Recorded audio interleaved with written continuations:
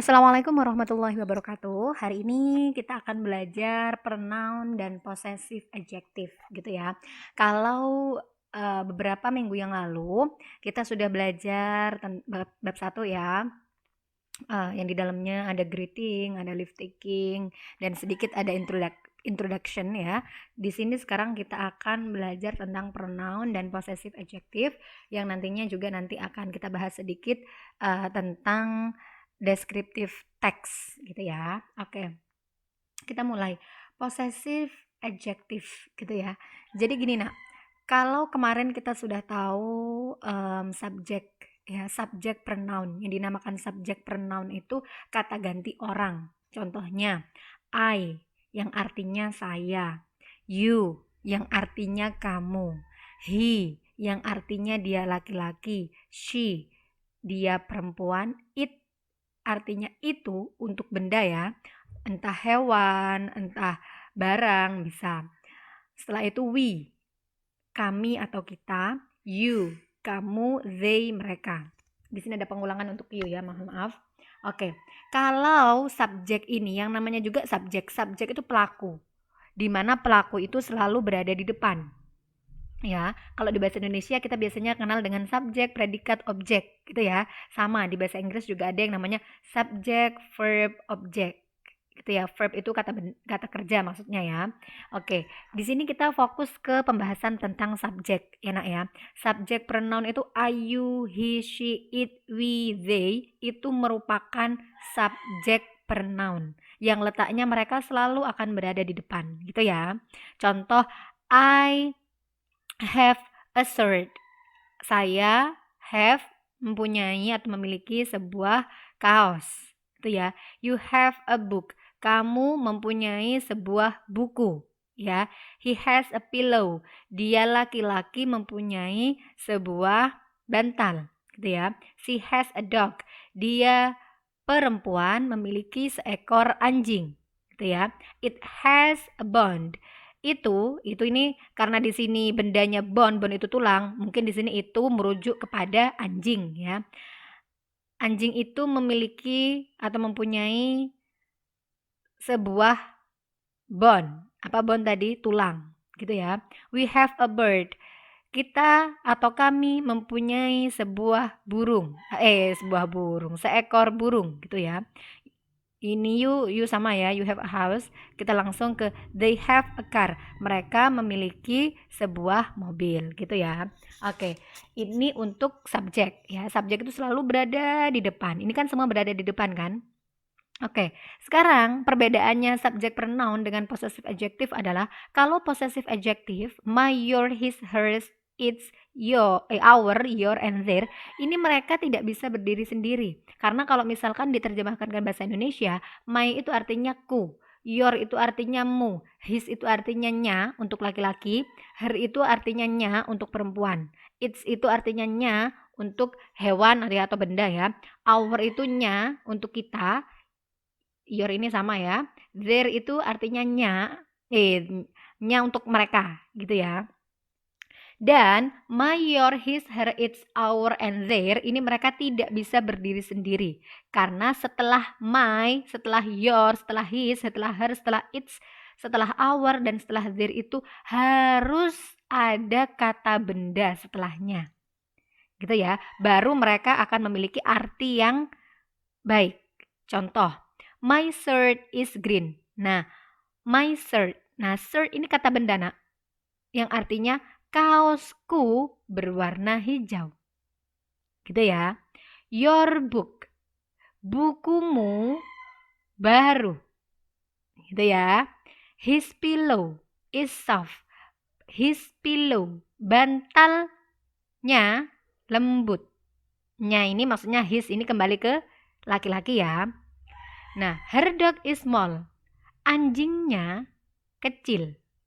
Nah, jadi setelah her, setelah his, setelah your, setelah my itu selalu kata benda. Shirt, book, pillow, dog ini kan kata benda semua kan. Nah, its bone is old. Nah, tulangnya tua. Gitu ya. Our bird is noisy. Burung kita ramai. Gitu ya, atau berisik gitu ya. Ini sama. Their car is slow. Mobilnya, nya itu kembali ke mereka maksudnya ya, lambat. Oke, jadi semoga kalian paham ya. Intinya kalau apa namanya, I, you, he, she, it sampai ke bawah ini mereka bisa berdiri sendiri ya, tidak butuh bantuan kata benda. Tapi kalau yang my, your, his, her, its, our, and their ini selalu butuh dengan kata benda. Gitu ya, setelahnya maksudnya agar mereka memiliki makna yang baik. Di sini ada contoh possessive adjective. My balloon is blue sama my balloons are blue. My-nya tidak berubah, Nak. Meskipun balonnya banyak. Contoh, my balloon is blue, berarti ini balonnya cuma satu. Balonku berwarna biru. Gitu ya. Di sini ada contoh yang kedua, my balloons are blue. Ini kan ada S-nya nih. Kalau ada S-nya setelah kata benda itu menunjukkan dia jamak, banyak berarti. Balon-balonku berwarna biru. Nah, no change. Ini ada tulisannya no change. Jadi tidak ada perubahan. Entah balonnya satu, entah balonnya banyak, mayor itu tidak berubah-rubah gitu ya. Intinya setelah possessive adjective ini ya, ini namanya possessive adjective ya. Ini wajib setelahnya berupa kata benda gitu ya. Semoga kalian paham. Oke, setelahnya karena kita masih berhubungan dengan yang namanya introduction kemarin perkenalan. Sekarang kita coba membaca sebuah teks deskriptif sederhana ya, terkait dengan bagaimana caranya kita memperkenalkan diri kita sendiri. Itu Nak ya, nanti bisa kamu atau memperkenalkan diri orang lain ya, termasuk keluarga kita dan lain sebagainya. Oke, di sini coba kita baca. I am Paramita Kurnia. I am Paramita Kurnia, saya Paramita Kurnia. Gitu ya, Paramita Kurnia ini nama orang. My surname is Mita. Nama pendekku Mita atau nama panggilanku ya. Surname itu nama pendek atau nama panggilannya adalah Mita. Nama panggilanku Mita. I am 12 years old. Saya berusia 12 tahun. There are 4 people in my family. Terdapat 4 orang in my family, di keluargaku. They are, mereka, my father, ayahku, my mother, ibuku, my brother, saudara laki-lakiku, and me, dan aku. My father's name is Adi Nugroho. Nama ayahku adalah Adi Nugroho. He is a doctor. Dia adalah seorang dokter. Ini dia pakai he ya, karena dia itu kembali ke Pak Adi. Dia siapa? Pak Adi. Pak Adi yang seorang dokter itu ya. Habis ayahnya si Paramita. He is 40 years old ya. Dia, Pak Adi tadi berusia 40 tahun. Now, saat ini atau sekarang. He works at Muhammad Saleh Hospital Probolinggo City. Dia bekerja di Muhammad Saleh Hospital, Rumah Sakit Muhammad Saleh, Probolinggo City, Kota Probolinggo. Then, kemudian, my mother's name is Yuliana Sari. Nama ibuku adalah Yuliana Sari. She is a housewife. Dia adalah seorang ibu rumah tangga. Housewife itu ibu rumah tangga.